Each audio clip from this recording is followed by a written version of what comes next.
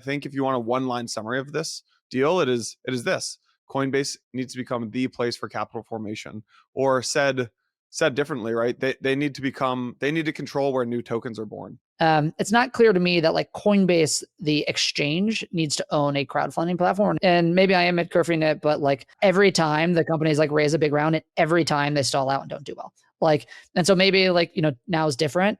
But if I take a look at the last 15 years of investing, like this is the same thing that has caused people issues and the same trap that people have fallen into for 15 years. Rob, this time, look at me. This time is different. Okay. Okay. This episode is brought to you by Blockdaemon. You'll hear more about them later in today's episode. Nothing said on Empire is a recommendation to buy or sell any investments or products. This podcast is for informational purposes only, and the views expressed by anyone on the show are solely their opinions, not financial advice or necessarily the views of Blockworks. Our hosts, guests, and the Blockworks team may hold positions in the companies, funds, or projects discussed. All right, everyone, welcome back to the Roundup. We have Rob and Santi. Rob, been traveling back to back, looking refreshed. Santi looking refreshed as always. Me, not so much. But Santi, Rob, what's going on, guys? Excited to be home, back in New York. Yeah. Dude, you got to get off the planes, man. I'm with you. I think everyone agrees. Santi, how you doing? Good, man. Refreshed too. Busy week last week. Rob and I were in London, as were you, and then I headed off to Amsterdam and back home, man. It's exciting. Nice. What's in Amsterdam? There was this fund of funds called Theta, European. Oh, yeah. I think I talked about it in the last pod, but yeah, they put together a nice Theta's event. Yeah, of course. Event. Yeah. That was good. Santi, you guys are hiring like crazy. Can we get a quick inversion update? Yes, sir. Biggest priority for me, hiring technical talent, head of engineering. It's been hard to fill, to be honest. Like, we have a very good understanding of what we want to build for the inversion chain, and we're holding the bar high. Look, the reality is we're very focused on acquiring our first business. We've done a lot of work there. We've probably looked at 30 companies with a close look. So we have a really good understanding of what we want to build. So it's the right time to bring engineering leader and a couple other folks. What we don't want to do is, I tweeted about this earlier this week, is we don't need another chain with empty blocks. The whole reason for inversion exists is to bring quality demand for block space. And so now's the right time to go and start building the inversion chain in parallel, because we do have a lot of line of sight into the companies that we're going to acquire and the core functionality that needs to live on the chain. So we have really good candidates, but of course, if people want to join, go to our website. We have, or even on our Twitter X profile, we have all the job. Nice. So it's head of engineering. A forward deployed engineer is also a role that we're looking for, maybe a little bit different than your typical crypto company. So I quite literally am like spending more time on LinkedIn, just DMing people that I think are like a lot of, like, I think Palantir is a really good company that has FDEs, that type of profile.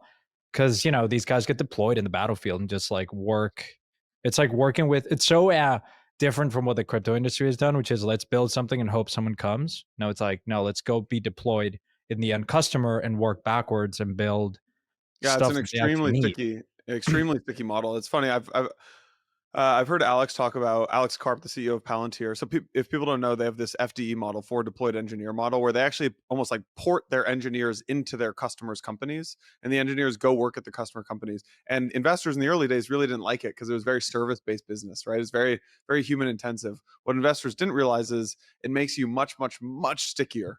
And you basically make it so you can't rip out the product. So that's great. The last two things I'll say just to be clear, like that's also happening now in stablecoins. It's also happening now in AI, right? Like corporates and enterprises, they don't really understand, or they don't really have like the talent to figure out how these like new technologies are actually going to disrupt their business and how to really deploy it. Yeah. And so we're starting to see a lot of like, the Palantir model for AI, the Palantir model for stablecoins. It's happening everywhere across all industries now. Yeah. So again, we've been fortunate. We've hired we've interviewed a bunch of folks. And a lot of what we hear is folks that have been crypto curious and said, gosh, this actually now fundamentally makes sense, because it's a company that like you're going to be focused on implementing this technology beyond the casino, and it's like very refreshing. So we keep hearing that over and over. So yeah, if you're like an FTE at some of these companies, and have always been crypto curious, like this is the company for you. So apply. I want to meet There you you. go. There you go. All right, there's your ad for Inversion. Thank you. Let's talk about some big acquisitions. So there are two big acquisitions this week. Coinbase bought Echo. We had Sean, the chief business officer, also runs ventures and M&A, had Coinbase on the podcast. If you guys haven't listened, go listen to that. He talks about the Echo deal, but I'd love to get your guys' take on that. I'd also love to hear you guys talk about 21 shares and the FalconX acquisition. I think this one got a lot less interest on crypto Twitter because it wasn't Kobe's company, but 21 shares has been around for a while. They're the first and I think the largest crypto ETP issuer. And they FalconX scooped them up. So Santi, Rob, where do you guys want to start? Which deal? Should we start on the Echo one? Because I think that's probably what more of our listeners would care about. I'd love to get your take on that. Yeah, so I'm going to be, my guess is a little more bearish on it than probably everyone else, right? So like the vast majority of people, or the vast majority of like conversations that I've heard about it and tweets that I've seen about it, I've been like very excited, right? And I think I come at it from a perspective of what has happened in crowdfunding over the last 30 years, right?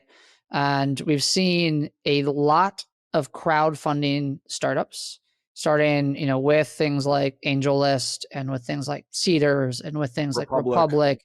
Yeah. And, for a long period of time.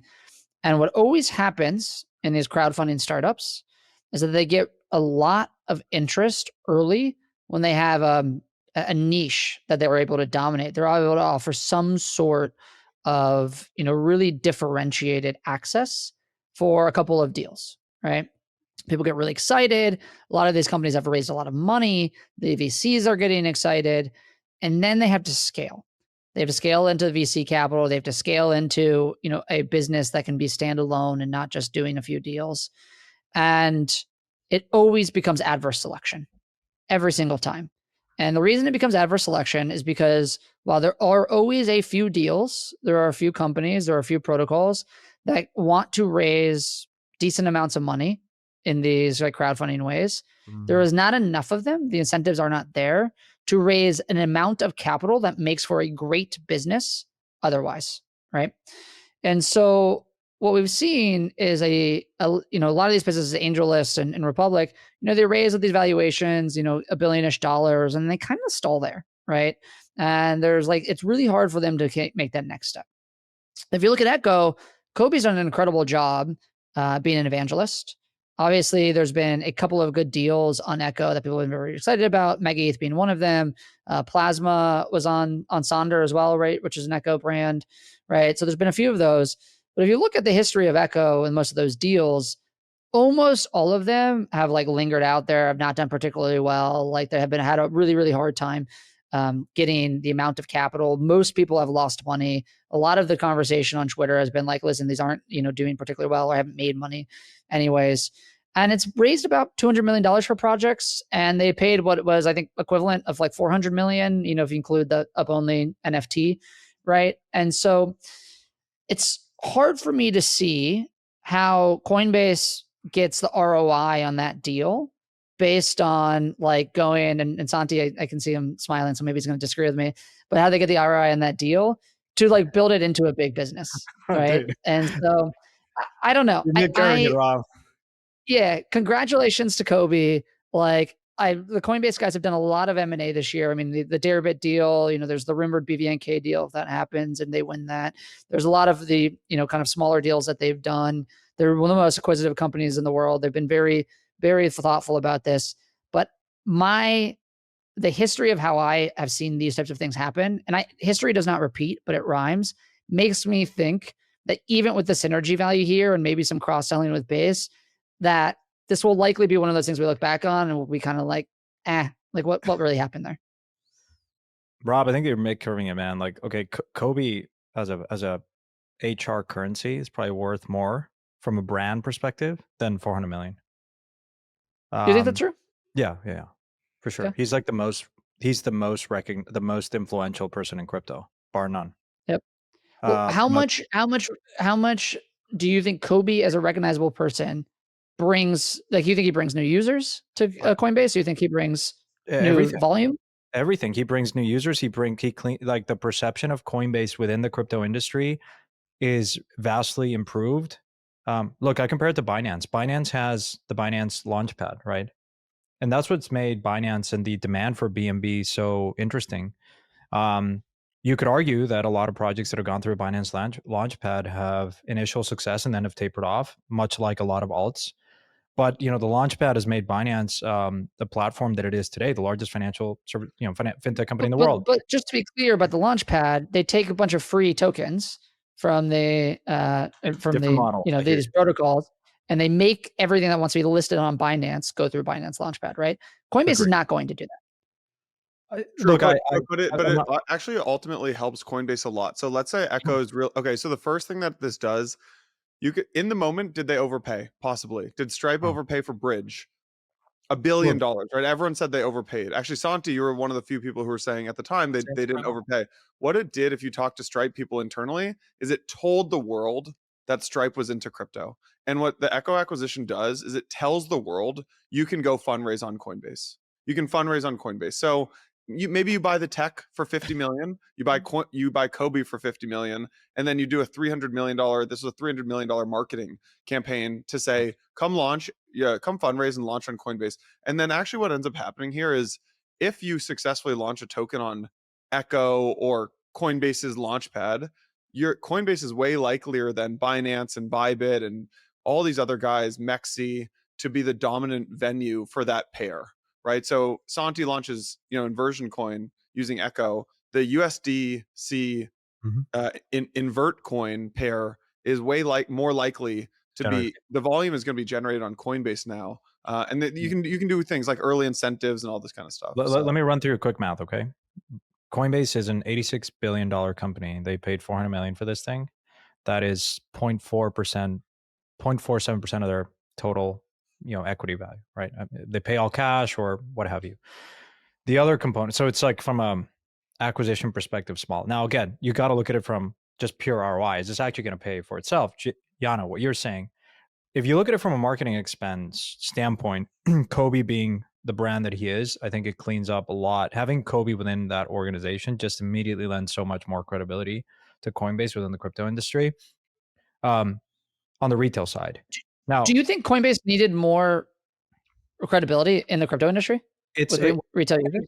Glass half full or glass half empty. It's sort of one of those things where you either need to maintain market share or you need to maintain relevance. I think they maintain relevance by bringing Kobe for sure. I mean, Coinbase has spent $250 million in Q1 alone in sales and marketing. Let me pull up this quote. So there's this tweet by David Rodriguez, Effort Cap, who runs Blockworks' advisory business. He said this was back in May. First time in years, I'm unsure about Coinbase's competitive position and growth potential. Robinhood has better distribution among retail traders. Stripe and Meta have better distribution among merchants and normal consumers in terms of stablecoin usage. The bet is on the integrated offering winning out. The bet is largely on CDP plus Base. Coinbase needs to accelerate the tokenized equities and IPOs, ICOs on Base. It needs to become the place for capital formation. That should be priority number one. And I think if you want a one-line summary of this deal, it is this.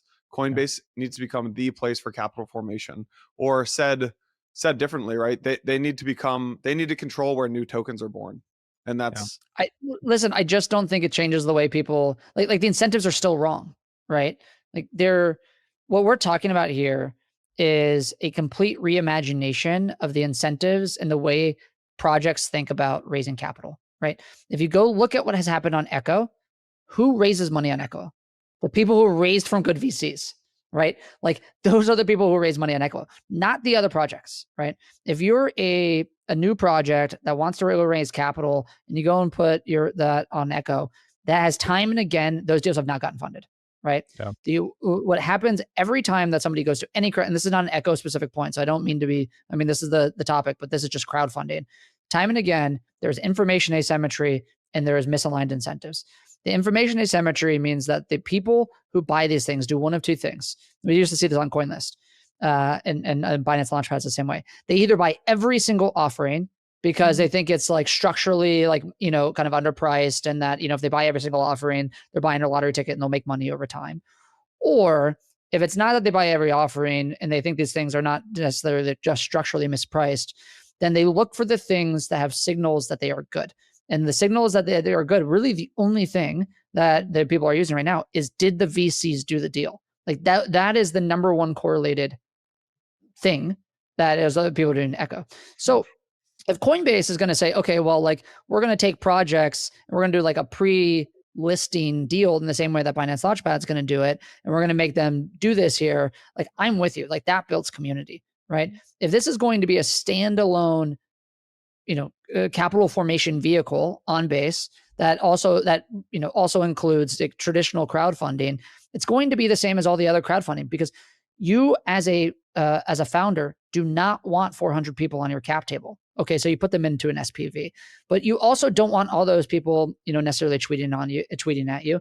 And maybe you want to go and do, okay, like a little bit on the crowdfunding platform, but it's not going to be a real big part of your capital formation over time, because you're going to need the bigger checks, and you're going to get the bigger checks from the people who help you hire. You're really making a comment, right? on crowdfunding platforms in general, right? Which I agree with. You have adverse selection, which is if you go on Republic or Angel List or any of these, it's the bad deals. It's because Andreessen passed and Sequoia passed and Dragonfly passed, or like all the Web2 funds passed. So then you have to go to the crowdfunding platforms. It does seem like crypto though has been different. You have good deals on Echo, which you shouldn't see good deals on crowdfunding platforms usually. You have a couple good deals, and you see that on, I mean, like Republic has like a SpaceX deal, right? Like there are a couple good deals, and those continue to exist. But you know, I haven't looked at all of the deals on Echo, but I'm in a number of the groups just to kind of monitor what goes on. And like I would bet you the good deals are 1%, 2%, right? If you look at all the deals that happened, they've raised $200 million in total over time. Like the ones that I know of that have sold out and been exciting are Mega ETH, GT, and Plasma, right? Like I don't know if any else have like sold out quickly. Maybe I'm sure some have, and I'm missing some. So no, I was thinking of Plasma. Yeah, Plasma and Mega were the two I was thinking of. Yeah. Right. And I know GT sold out really quickly too. But so like then you look at, what do you do then, Rob, if you're Coinbase? Because so you have Legion, right? Legion's going to horizontally integrate across all the exchanges, right? They've done it with Kraken. You got to imagine they do it with a bunch of other exchanges. Do you just not? And then you've got the launch pads going up, right? You got Pump Fund that has Pump Swap. Like, what do you just? If you're Coinbase here, do you just sit out of that game? Well, number one, I don't like. I think to the point around like the tech itself, like I don't know if you actually need to acquire somebody. They're definitely acquiring Kobe and the brand, right? Yeah. And I think to Sandy's point, like that's very clear. They certainly could have built a similar product themselves for less than they spent on this, but I don't know if it's clear to me that they need to be in this game, right? Like, Robinhood has democratized access to IPOs. That's interesting, right? So if I take traditional sort of a corollary here, like I think it is interesting to get more people more access to something, but do you need to go and buy a large launchpad and then try to do crowdfunding to be able to offer people, access for like new listings? Like kind of not really. They can do the same thing around like community building on Base, and they could do, they have launchpads on Base today that are like, Pump Fund competitors, right? Yeah. And so it's not clear to me that like Coinbase, the exchange, needs to own a crowdfunding platform, and if that really offers much and to me. So I don't know. And maybe I am mid-curving it, but like I feel like you guys know, right? I've invested across fintech for a while, and I feel like every 3 years I've seen this like excitement around crowdfunding happen, and every time the companies like raise a big round, and every time they stall out and don't do well. Like, and so maybe like now is different, but if I take a look at the last 15 years of investing, like this is the same thing that has caused people issues and the same trap that people have fallen into for 15 years. Rob, this time, look at me. This time is different. Okay. Okay. By the way, I have no skin. Kobe came to me back in the day when he was building it. Look, I love seeing someone that has done so much for the space win. I love it. Of course. Yeah. The NFT is something that, God, I immediately sent it to Jan. I was like, what the fuck are we doing? Dude, here? I'm hearing that Rob is against Kobe. Rob doesn't like Kobe. one time I no. Of course, I like Kobe, and I'm happy for him. I'll give you some inside scoop. Right, when I was raising for inversion, obviously dragonflies are a lead. We talked about Echo, like, because Rob, like Mega ETH, which is relevant for this pod. Mega ETH did around. You want to involve the community. I think really good projects like Plasma and Mega ETH. Mega ETH is now doing an ICO. Like, let's talk about that. And it's a good platform. Legion. I don't know if there's like, I would be agreeing with Rob. Like, I'm bearish on like 10 crowd like platforms. Like, it's like, all right, like, yeah. At some point, that business does not on its own stand. I think smart of Kobe to sell it, because I would have struggled to see much more. I think with the good distribution that Coinbase has, you could probably like get more excited about doing something more productive with that asset, with the brand that it is created. You're selling it at probably the best time. You just had like you gave people access to the seed round of Plasma. That crowd is really happy. Yeah. And Sonar is giving, if the ICOs are going to be back, we should talk about that in this pod. Something interesting, right? An asset that probably fits in a Coinbase and becoming more of. Bro, the last thing I'll say in this, go look at equity research reports on Coinbase. The biggest concern is the fees that they're getting on retail are going to get squeezed. Like, it's just going to get more competitive. You have Asian-based exchanges, which your guys are investors in, Rob, coming to the US. So like, you got to defend that position somehow, maintain relevance. So that's what I'm saying. Like, you look at sales and marketing expense at Coinbase, it's spending like $300 million a quarter. God knows where. I don't know. Like maybe some Formula One cars. The ROI in that marketing spend likely higher acquiring this asset than spending it in, I don't know, some weird ads. Yeah, I guess listen, I'm happy for Kobe. I also think the fact that he sold probably tells you something about how he thinks about his standalone prospects relative to the combined prospects, right? I think Coinbase has been a really good acquirer so far. I do think there's a question around their ability to do all of these integrations. It is hard doing integrated M&A, and Deribit, and if the BVNK thing happens, which people have talked, which obviously has been in the news, in this deal and everything else, like, it's really, really difficult to do that. And so I think there's some question around that. But listen, I don't disagree that something like Echo makes more sense in the full product offering of Coinbase. And so maybe the ROI is there from a marketing perspective. I sort of believed that, like, and maybe this is wrong, so it sounds like you believe differently, but I sort of believe that for them, the goal needs to be competing against Robinhood with non-crypto natives, not winning more crypto natives. Though that said, I mean, we obviously, an hour ago, we got CC got pardoned, and we'll probably get, Binance US back.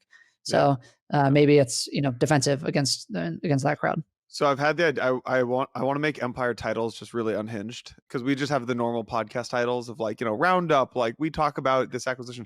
I think the title of this episode should be Why Rob Hates Kobe. And listen. Let me tell you something. You can't.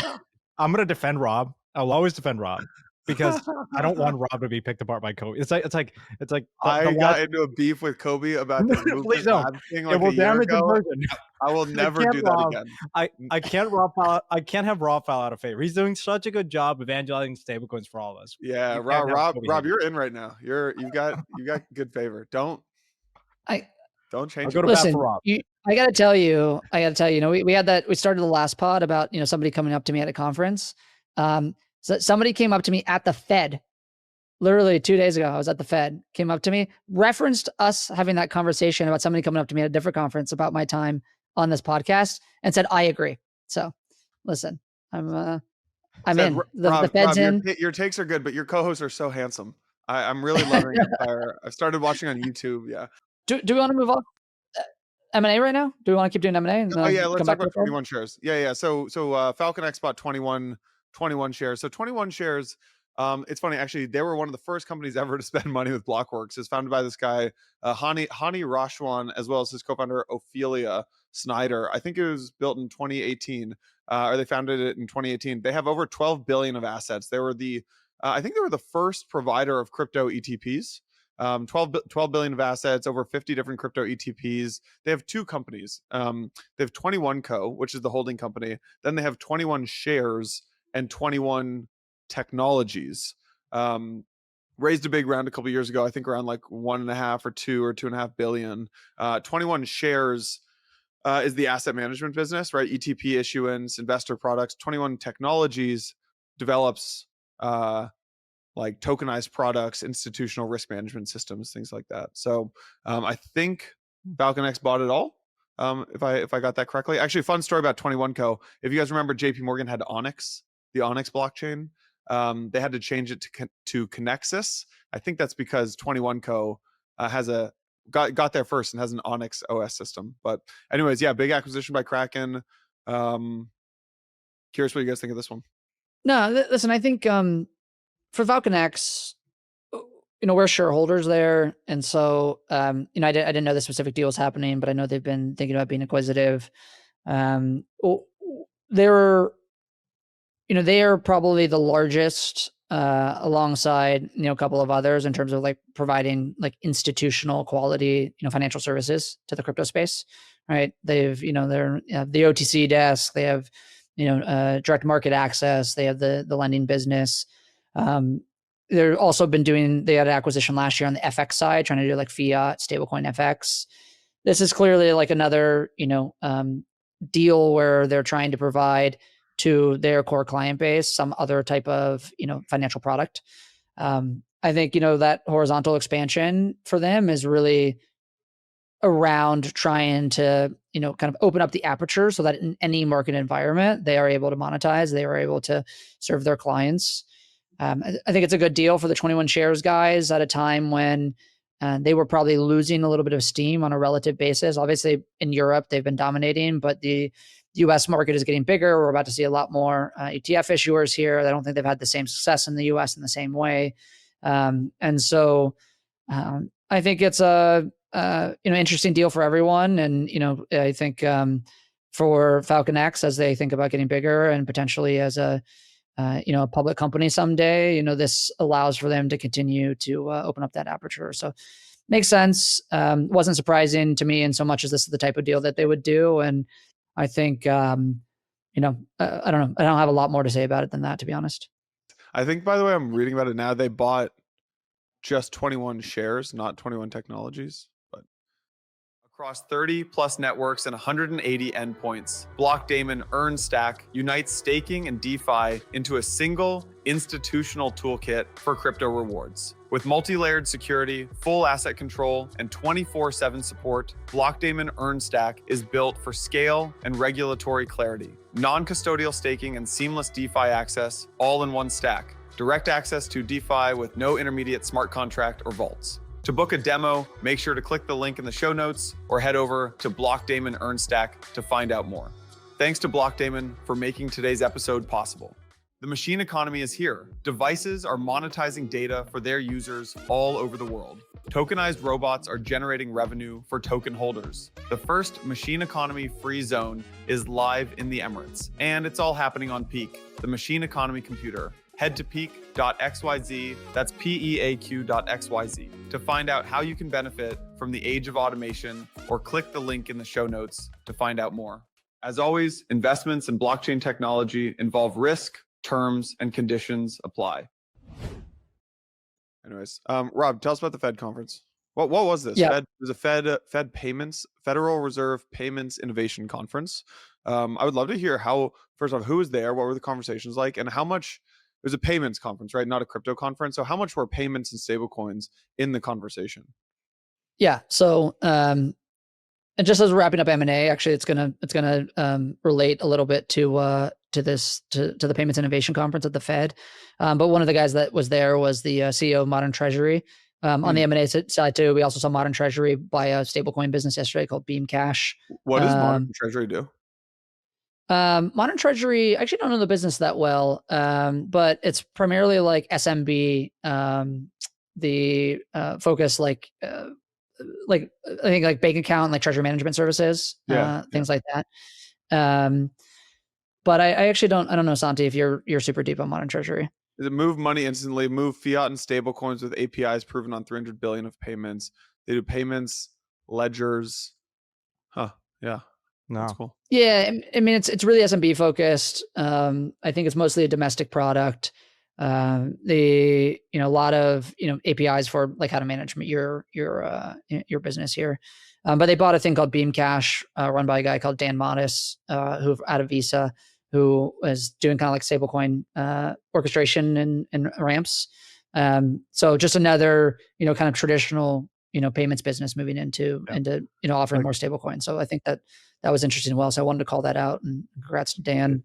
But I think, listen, to provide context on the Fed conference, so it was called the Payments Innovation Conference. Now that said, it was primarily a stablecoin and AI focused day. So if you looked at most of the panels, so there's 4 panels. There was opening remarks by Governor Waller.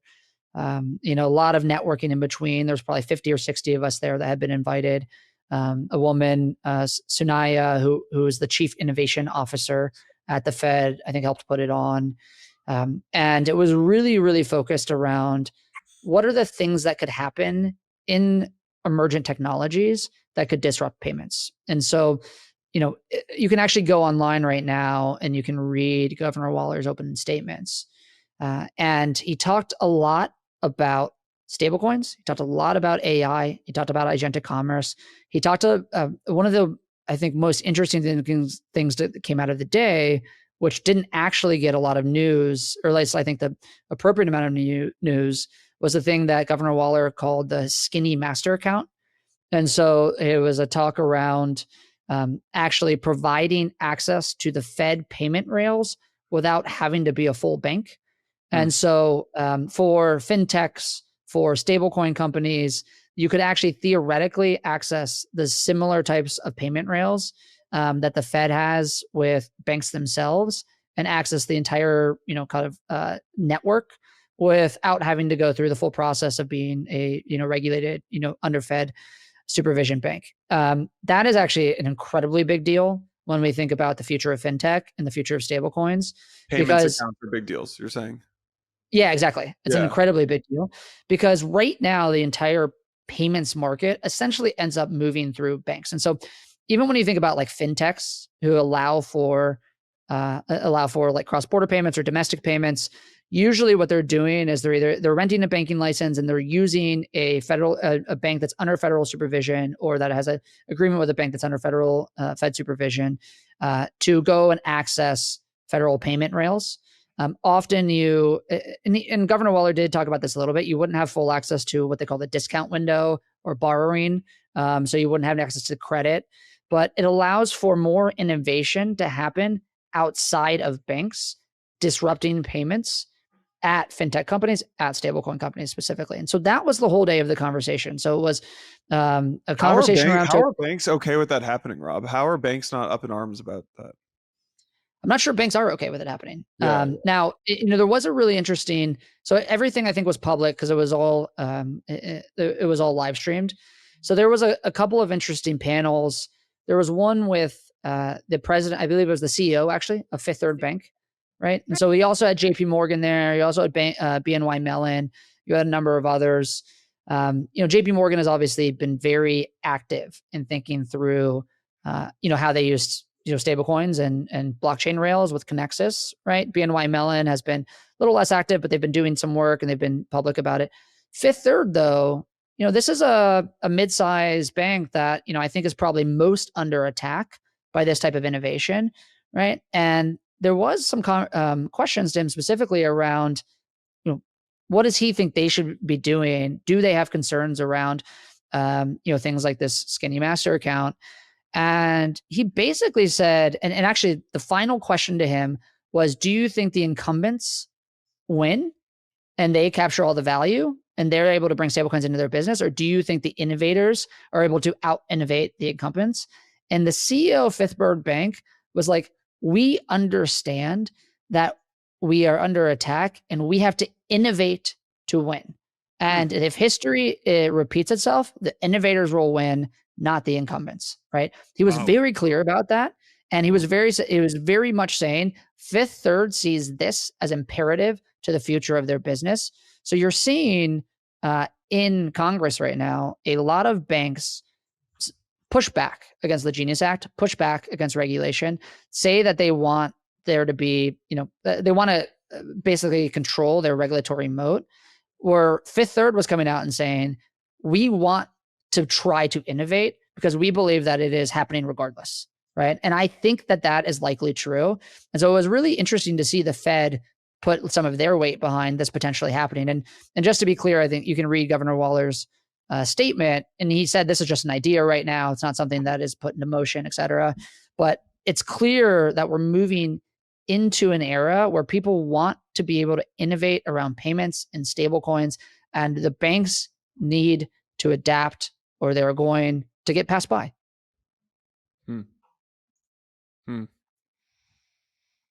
What do you guys have an updated view on what happens with the market structure bill? My opinion, and Santi, I don't know if he has a point of view, is it's still a pretty long putt, to be honest. So a lot of the people I was talking to on Tuesday, many of them were sticking around for the few days after, and maybe we're still in DC yesterday and today, because there was a lot of there was basically these roundtables that were happening and these conversations that were happening with senators to try to find a middle ground to get market structure passed, where there's a lot of conversation back and forth. There's the markups that are happening. It strikes me still that it is unlikely, though not impossible, that it gets passed. There was, I think, less political will now than there was 6 months ago to get this passed. It has become more of a fight than we thought it would. It is there's bipartisan support and bipartisan against of the current structure of the Clarity Act. And so, really meeting in the middle and figuring out exactly how to define what, DeFi is and how it should be regulated has become a really complex problem that I'm not sure people will have the will to try to, get past at a time when we still have a government shutdown. Yeah.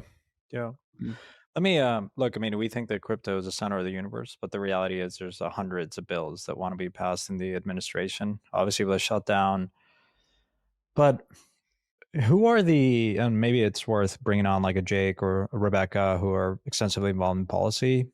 Who are the main guys that, like, where does this rank in the priorities for people that really matter in Congress to get this passed, right? Because a lot of times, I mean, there's a number of other bills that want to get passed, and like there's a pecking order, right? And how important is it, right? We used to talk about like crypto was important for the election. I think it is that, still the case. How do things get passed, right? Because a lot of times there could be a lot of lobbying and whatnot, but if it's just not like super important in the grand scheme of things, it's just going to get delayed. I'm just not privy to. Jason, you're the political expert here. You're muted, sir. Tough. The longer it gets delayed, the more, I mean, if this pushes into 2026, the likelihood that it gets done really drastically goes down, right? Because you start getting the midterms, and then, maybe the House starts to change, or Senate changes. Like, I think we should really be going all in trying to get this done this year. Is I think the sentiment on the ground. It's also interesting. It's not just this bill. It's like the CFTC chair. So it seems like Selig was the lead for the CFTC chair. Now he just got bumped. It sounds like from folks in DC, it sounds like he just got bumped down to commissioner. People have no clue who's going to take over at the CFTC now. Like it feels like a lot of the momentum that we had the last couple of months has slowed significantly. I don't know if you. Well, are you reading too much, Rob, or in between the lines of like, is it because anything specific that the crypto industry has done, or or are events like the liquidations affecting that? I mean, I was on the panel with Hasib, your partner, and I think it was Matt Hogan who said, like, honestly, guys, like Black Friday doesn't really compute into the thinking of like doing damage, whether this thing gets passed or not. People are not really focused on that. Do you agree or disagree? I don't fully disagree. I mean, Matt probably is more plugged into Washington than I am. I think, listen, I agree with Yano that, like, I think it has to happen now. or like this is just going to get put on the back burner for a long time. There's been a lot of focus on it for the last month specifically. I was in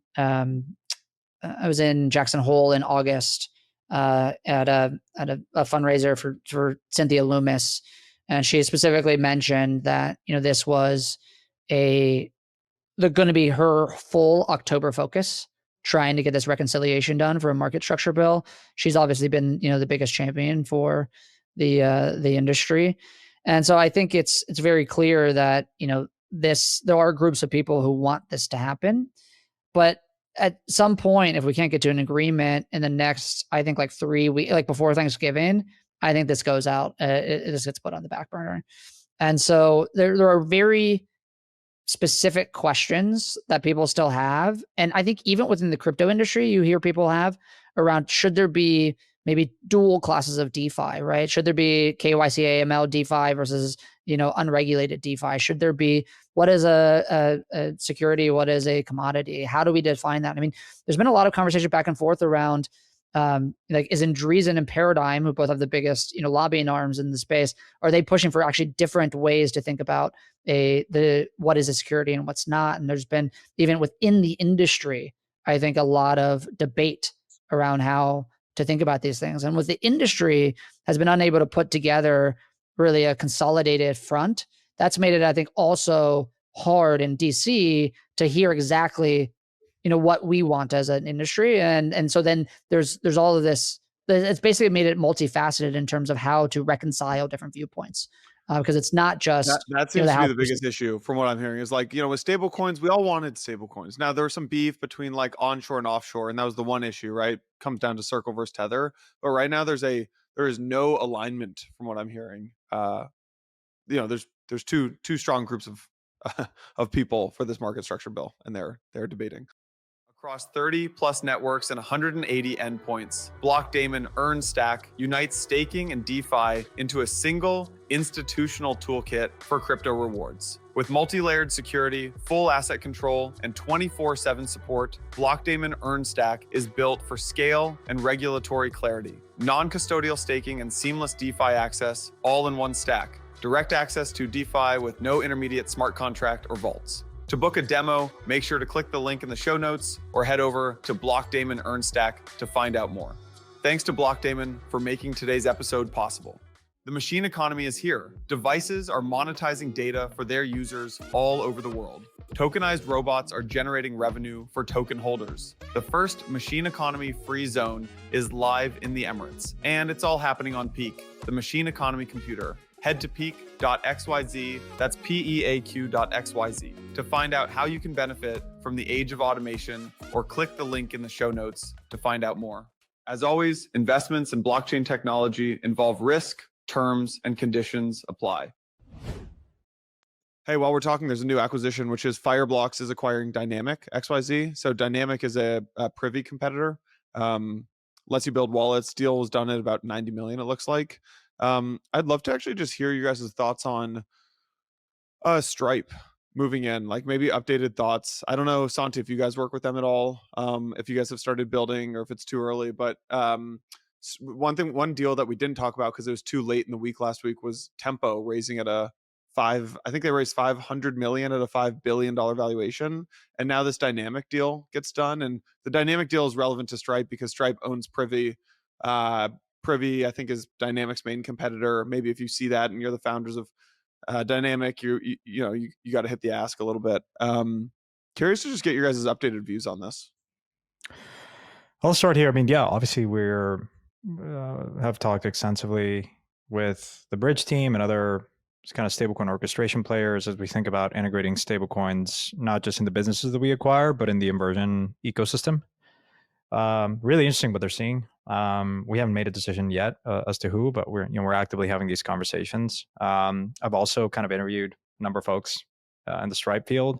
It's just been interesting to see like that evolve and just some insight into kind of like the integration of that new team. I think back to your point, like the Bridge acquisition, I think was like, since the Bridge acquisition, you've seen obviously the Privy acquisition, and then also the head of crypto at Stripe has left, gone to Polygon. I think there's a lot of movement, especially now with Tempo. There's you know, uh, I think you could probably wonder like how much weight Stripe is putting behind Tempo. I think if I'm reading a little bit between the lines, like their commitment initially, I think they've sort of walked it back a little, and Paradigm has really taken more of a front-facing kind of more of a lead. So like I'm speculating here. I don't have like inside look into it, but obviously it's just very interesting. Obviously, the Ethereum Foundation guy that just kind of resigned went to Tempo. They're making some really high profile hires, so I think they're serious about it. But yeah, that's it from my side. Rob, what do you make of the $500 million raise at a $5 billion valuation? I think it was Green Oaks and Thrive. By the way, this is Thrive. Thrive does not make crypto investments. I think Thrive has made a few crypto investments. They were all done kind of at the top of the last cycle, right? MoonPay, Bored Apes, right? What do you make of this? Yeah, so it's pretty much all the Stripe shareholders that did the deal, right? Yeah. And I mean, Thrive has been, I think they've led the last 3 rounds in the Stripe, 2 rounds in the Stripe. Yeah, Thrive did the big private round for Stripe when they needed to raise that down round because the employee RSUs were coming to the 7-year expiration. I think Thrive put in $1 billion and then went and raised like an extra 5 million or something for them. So yeah, so Thrive's have obviously been very active at Stripe. Green Oaks, I think, is a relatively large Stripe backer as well. So I think the vast majority of the other investors in there. Do they need $500 million? Like, pretty clearly no, right? But it's a nice number for, and it's a war chest. It allows them to do things like acquisitions. It allows them to do things like owning the end consumer interface if they want, owning the application, not just doing the chain itself. My guess is they'll do a lot of, call it like full stack work to try to like bring people in on the Stripe side as well, who like don't have to know that they're on Tempo or they're on any other blockchain.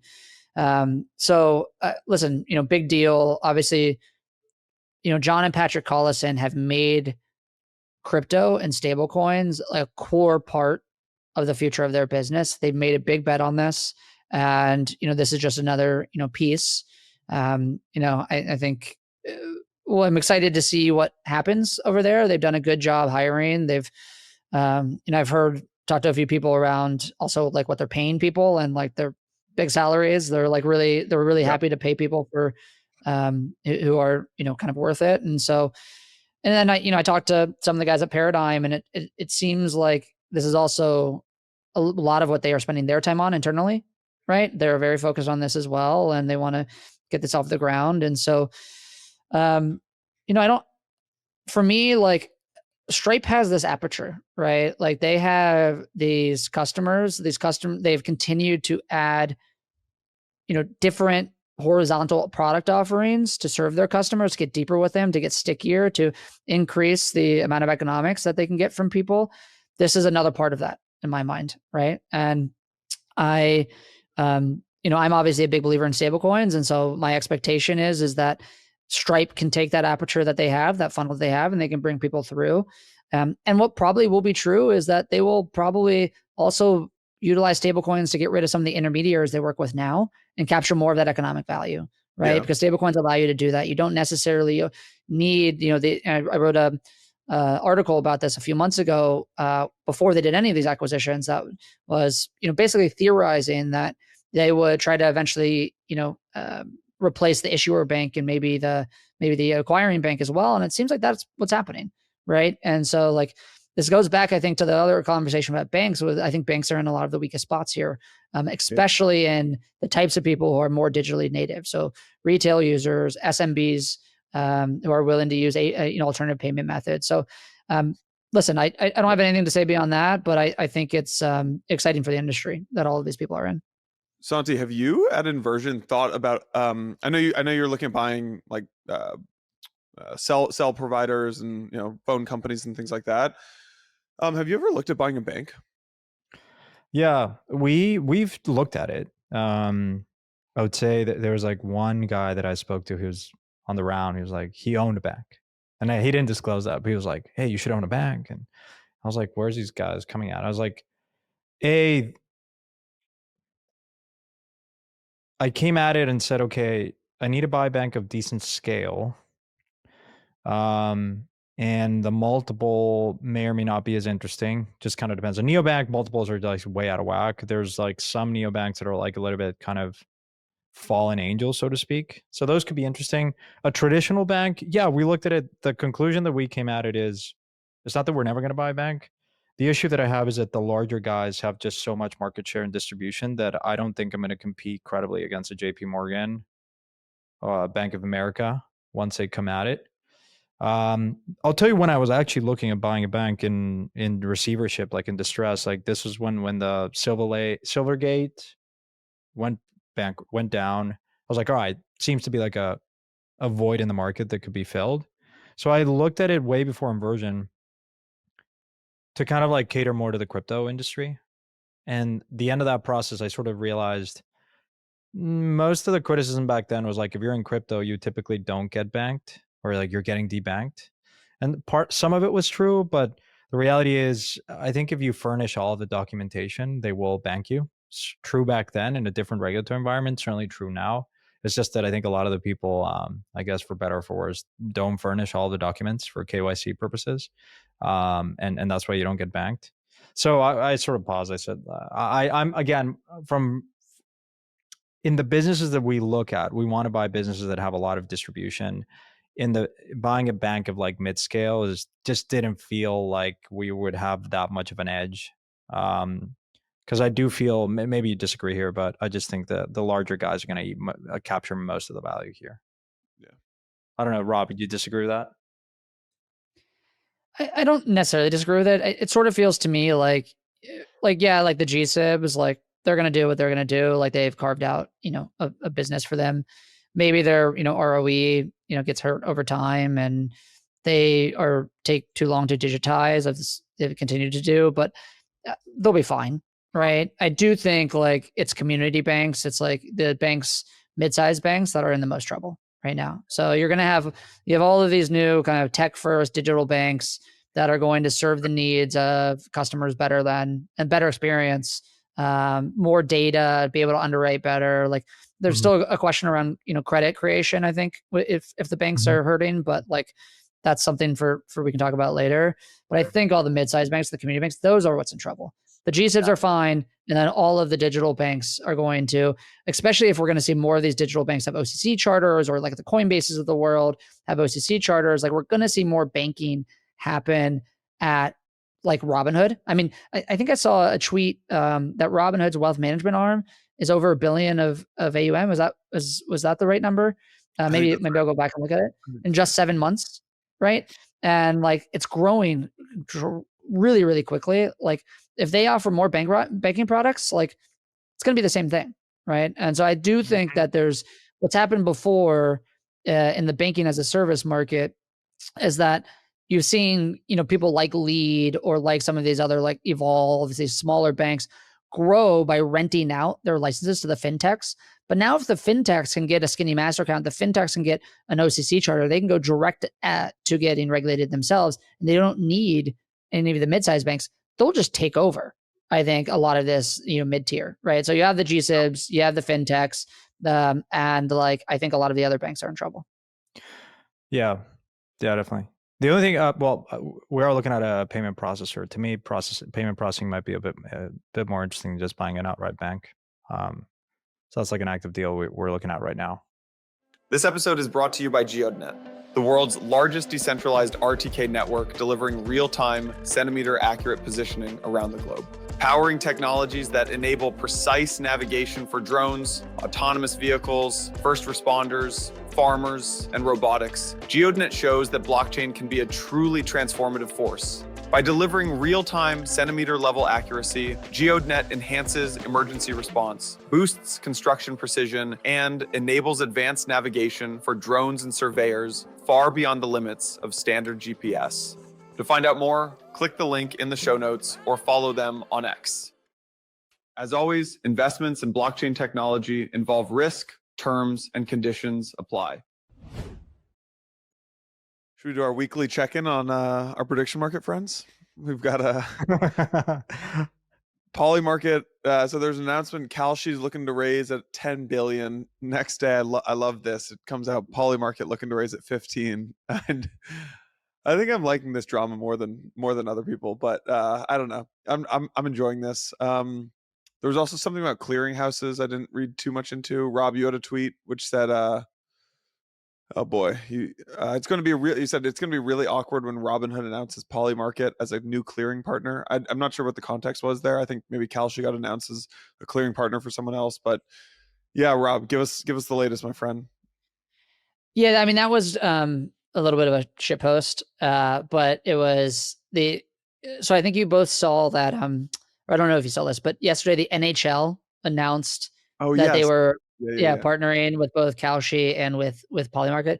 But both Kalshi and Polymarket put out a tweet that was like, "We are the partner to the NHL," and suddenly you were like, "Wait a sec." And so and obviously for Kalshi, a big part of their, I mean, basically all of their volume is Robinhood, and it's Robinhood Sports, and it's Robinhood Sports. NFL actually Yeah. specifically. Yeah, Yeah, and Polymarket I so think actually has about 80% of the market share in prediction markets if you take out sports, which is a good stat. yeah, no, I mean, Polymarket is dominating every market other than NFL on Sunday through Robinhood. So the Kalshi guys obviously have spent, they've taken a different tact, which is that we want to be infrastructure. They are, they went and got regulated first before offering like a retail product. They are trying to do more. I think they announced this deal with Jupiter that you can do prediction markets through Jupiter now. So they're trying to do more, I think, crypto native stuff. But they, it has been very interesting to see the rate of change and the rate of adoption. I mean, the DraftKings thing, incredible, right? I think DraftKings on October 7th, there was a headline out that they had said basically like, we don't think that people will want to use prediction markets instead of, traditional sports gambling. And then literally 3 weeks later, or 2 weeks later, they bought a prediction market platform, and they announced that Polymarket was going to be their clearing partner for that, right? Like you can see everybody understanding that this is taking off. And if these guys are not on the sports side specifically, if the government is going to take the perspective that these are uh, separately regulated, then the state gambling commissions are doing with DraftKings and FanDuel, then every single person who wants to be in sports gambling is going to do it in a prediction market form factor, right? Because it allows for easier access to the retail customer and allows for quicker go to market. You don't have to go state by state. And so if that's the case, DraftKings is going to do it, FanDuel is going to do it, everybody else is going to do it. And it's going to be a huge win for both Polymarket and Kalshi as they become the infrastructure providers to these guys. It's going to immediately 5x these businesses. Yeah. Did you look at what was the drama with Limitless? So CJ from CJ, the founder of, so there's a new prediction market called Limitless. One confirmation just backed the round. They did a direct listing, I think, on Kaito. I didn't follow it super closely, so I'm gonna botch some of the information. But did you guys follow this? And I read the messages. The epic. I know Rob likes to watch movies and horror movies and whatnot, and man, I just tune into crypto Twitter and get all the entertainment I need for the day. What happened, Santi? I have no idea. I think those like, I actually there's a CIA officer, I think, that like he goes by that. I think he has a good tweet about it. I haven't gone to it other than no.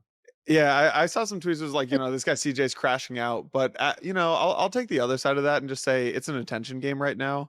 And it was actually Mike Dudas who taught me this. In the early days, we were building Blockworks, and he was building the block.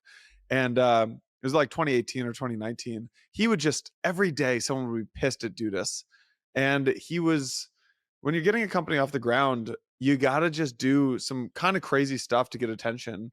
And if that's not the way that I would get attention, but yeah, but just to be clear, right? Like what happened here was that they launched. I didn't follow this.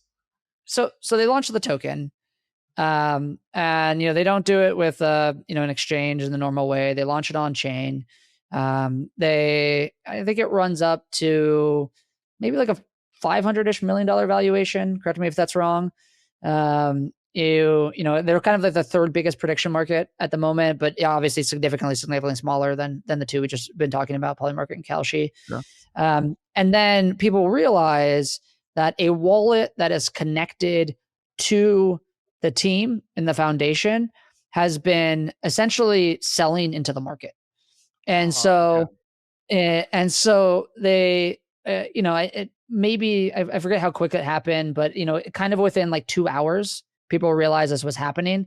And this wallet that had connected to the team in the foundation had sold like $2.5 million worth into the market. And people start tweeting about it, and they're like, oh, like, you know, this is the guy who just talked about how he didn't want to get ripped off by Binance. And now, you know, the team has this unlock, or the team is supposedly locked for some period of time, but now the foundation's selling into the market. Like, are they just dumping on us? Immediately when it starts getting talked about online, the wallet starts buying, right? And so then he starts tweeting, oh, this was our, he keeps tweeting like, this was our market making algorithm. This was our on-chain market making business. And then I think Evgeny, the founder of Wintermute, kind of engaged with him a little bit. And he sent out a tweet, was like, I think it was basically like, do you not understand what he said, have you ever heard of concentrated liquidity, dumbass? To Evgeny, the founder of Wintermute, right? And it became like pretty clear that he was like, they had gotten caught doing something that like they did not want to get caught doing. And then he was people were like, just shut it down for the day, buddy. Like just take it. Yeah. Okay. And listen, like maybe it was, you know, I don't know what he's going to do with the money. Maybe it's not going to the team. Maybe it was really about providing liquidity. Like it's, you know, I don't know the intentions of what happened, but what was happening, which you can verify on chain, was that the foundation or the team, somebody connected to the project, was selling into the market, dumping on everybody's heads, and then it started being talked about, and then they were buying. So like mistakes were made in a wallet that I controlled. Ladies and gentlemen, this is what I love about crypto. You know, if it's on chain, you can't get away with this stuff. You know, so like just know that, like, you know. Yeah. Hold on, I gotta see if I can share this. I've never. Sometimes the loudest critics are just, you know. Sometimes, you know, they do it out in the open. You guys see CZ got? Oh, Rob, what are you pulling up? Oh, look at. Can you see my screen? Screen sharing, Mr. Producer. Yeah, look at this. Wow. First time. Rob, the training. Rob, what is this card? So this is the wallet from the foundation. No way. You can see those are sell orders in the red, and then so the red are the sells. And then it started getting tweeted about right there. And then the green are the buys. So just for future reference, what we like to do here in the podcast is we draw a line with a tweet, and it would look right around the time where the red turns into green. So bad. I'm going to get better at this. This is my first screen share. So look, it's not bad. It's a good chart. We appreciate the effort. Yeah. Analyst Rob. You guys see CZ got pardoned? The man, the myth. Legend. I forget if it was last week or the week before, but I think I said it's just CZ's world. We're living in it. It's good. I mean, I don't know how you guys feel. I think it's gonna be fun to see CZ back at the helm, running Binance. Clearly gonna push pretty heavily into the US. Gonna take Binance US back under the empire. Get Binance public. It's good competition. Always has been at the helm, but yes, optically, I guess more public facing. The US Binance You're US. Telling me Richard was not really running Binance? Yeah, shout out to Richard. He was here. I'm curious. Binance US, did they totally shut that down, or is it like just in dormant phase that they can pick it back up? Dude, we're still looking for Catherine Coley to this day. Because I was like, yeah, I mean, I guess FTX Europe was sold to Backpack, right? And so I was just curious what had happened with Binance US. Rob, do you know? I think Binance US, technically still exists. I think they're still going. There was like they're still going. There's still some employees there. You know, it's a small business, but it's still there. So got it. Yeah. I mean, it's probably not worth the $4.5 billion valuation it raised at in 2021, but you know, maybe those investors who waited it out, like maybe they'll actually they'll make money. Yeah. So I mean, Binance gets public. I don't know when, but they get probably 27 or 28. But Yeah. they're getting public. But by the way, I was just curious. Did you see the tweet by Dudas? I think it's worth calling out. The A16Z report that we had talked about. I don't think we've covered that, but A16Z, there's a good slide in there that Dudas calls out to around the regulatory. Look, as you said, A16Z has been extensively involved in policy in line with Paradigm, and they put together this report around saying it's a very good 3 charts that talks about the amount of value is created by token networks, and then the amount of value that's been captured by token holders has always been a disconnect.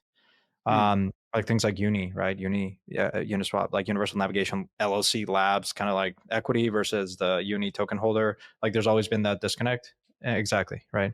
And so this is something that, again, we talk about Mega ETH doing an ICO. We're obviously thinking about on the inversion side. I think it's just interesting that the design space for tokens is something that everyone's kind of shied away from, but we've all thought about it, right? At the end of the day, these are like super cash flow generative protocols, and tying the worthless governance token is maybe not so worthless anymore. But I do think that it leaves you wondering, like, if you're a protocol and you launch with certain codified tokenomics, how much can you rework that through governance or some other mechanism to align better the incentives of equity holders, token holders, and just the protocol generating fees? And so I think it's if there's like one slide that I really liked, it was this one. And I think you're going to see a lot of the design space for tokens. I don't know how quickly, but I do think over the next couple of years, it's something that I'm paying a lot of attention to, obviously, from where I sit. Content of the week. I'll go first. I said it before, The Gatekeepers. Phenomenal book. It's about all the chief of staff of all the major U.S. presidents. I love House of Cards. The book on chief of staffs. The book. I think I recommended to you, Yana. I was asking someone in London about like, hey, I'm looking for a crack chief of staff. I've been a chief of staff before at this agent company. And so I had a good idea of what I wanted, but I just read this book, couldn't put it down. It was just amazing, like amazing book. If you like politics or just like you're a builder, it really gave me a lot of I was just writing a bunch of notes. It was a really good book, great read too. Called The Gatekeepers. Nice. Mr. Haddock, what do you got for us? Well, okay, so it's October, and I think as you guys know, I'm a big horror fan, so I've got to give a little bit of a shout out to some of my my favorite classic horror movies. Right, so there's 3 that I always recommend. I'm gonna give you all 3. Okay, this is extra bonus right now. The Hills Have Eyes. Is it The Shining? Yeah, exactly. The Hills Have Eyes. No, my favorite 3: Hellraiser, the original one. Okay. The Nightmare on Elm Street, but the one Dream Warriors, which I believe is the 3rd one, right? So that is the best one. I'm really much better than the first one, actually. So I know people love the first one, but Dream Warriors, that's the one. And The Shining. So get your Halloween on. So and enjoy yourself this weekend. Rob, let me ask you this: so you watch a horror film Friday night, 10 p.m. to midnight. Do you then fall right asleep, or do you then go watch do you watch 30 Rock or The Office or something? Right asleep. Right straight to sleep. Yeah, ladies and gentlemen, if you had baby, built different. Where does that put you in the FTMP score? Yeah, what's your Astro sign, Rob? Without disclosing, of course, social security number and date of birth. What's my sign? Yeah, what's your I'm a Scorpio, so there you go. Birthday's in a few weeks. So I was gonna say. Dude, yeah. I don't know. I mean, I hate horror movies. I was forced to go. I'm gonna get you, Santi. No way, man. We're gonna go together. You will get me to do all kinds of other shit except watching horror movies. I'm still traumatized. I was forced to go see, I was in middle school and went to go see The Exorcism of Emily Rose. I don't think it's that crazy. But to this day, if I wake up at 3 a.m., close to 3:33 a.m., you best believe I think about The Exorcism of Emily Rose. And if you've seen the movie, you know what I'm talking about. Don't watch the movie. I will tell you. Somebody showed me it with like the clown when I was like 6, and I still don't love clowns. So I don't know who likes clowns. It's just like yeah, I'm not. It's not my favorite. So I still think about Pennywise. Have you read Stephen Kuhn's like Velocity and some of those things? Because I thought that like I really enjoyed that read. I haven't read that one. No. Oh, that's good. Maybe I'll give it to you for your birthday. I appreciate that. Another content of the week. My content of the week is not a horror movie. I'm bringing us back to reality here, Rob. No one else likes horror movies. I'm sorry. Nobody likes horror movies? Are you kidding me? Horror movies are the only place where you can get independent film that makes money today. You know who likes horror movies? Are we talking about the independent film industry? Is that really is that a real fact? Oh yeah, that's a real. I mean, it's an opinion, but it's an opinion that's widely held, right? Which is that the horror is the only place in Hollywood today where you can get a movie made for sub $10 million and you can make $120 million. Can't do it anywhere else. And so that's actually why you see a lot of the independent filmmakers today move to horror, because it's the best ROI right now, because people love horror. Ladies and gentlemen, I'm not a psycho. I'm just doing it for ROI reasons.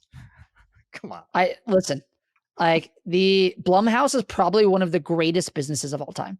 Okay. Like in the media industry, it's probably done a tremendous, like I'd have to go look and figure out what they actually made, but they pump out these movies every year for $10 million, $8 million, $15 million. And every year, one of them goes to $120 million. So $150 million at the box office. Like it's a great business. Rob, I think you might be in the wrong investing industry, man. Like, why don't you just go talk? By the way, go talk to Mark. You remember Mark? Morgan Mark, the Republic. Yeah, man. I gotta see Mark. Yeah. Mark, shout out to you, man. Go fund some films. Mark's the one who put me on that you could pay $1 million and get in a Sam Raimi movie. So that's right. Content of the week. Ribbit Capital wrote a 40-page piece. It was their investor update. It's on DocSend. I will tweet it out, or we can put the link in the show notes. We probably won't put the link in the show notes because we never do, but I can tweet it out or something. It's a really, really good piece on what is going to happen with just like tokens in general. It's about the token revolution, and the thesis is kind of tokens are everywhere. Tokens are everything, and tokens are everywhere. And what the world will look like.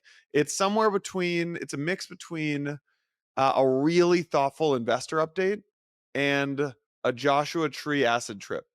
And I would highly recommend reading it. And a lot of it seems a little crazy, but I actually think they're really onto something of what the world will look like. So I would recommend it. By the way, Ribbit guys are smart. Yeah. I just saw it hit my inbox. JP Morgan initiating coverage on Stripe. They've been doing a lot of this for private companies like OpenAI, and they have a whole section on their acquisition, their crypto foray. Borderless financial services. Good to see that. Talk about Privy, talk about Tempo. Yeah. Potential 350 billion TAM in play by 2030. We can talk about it next week. Nice. All right, folks. Thanks for listening. Santi, Rob, good to see you guys. I will see you Monday for our episode. Cheers, folks. All right. Thanks, guys. Have a good weekend, guys.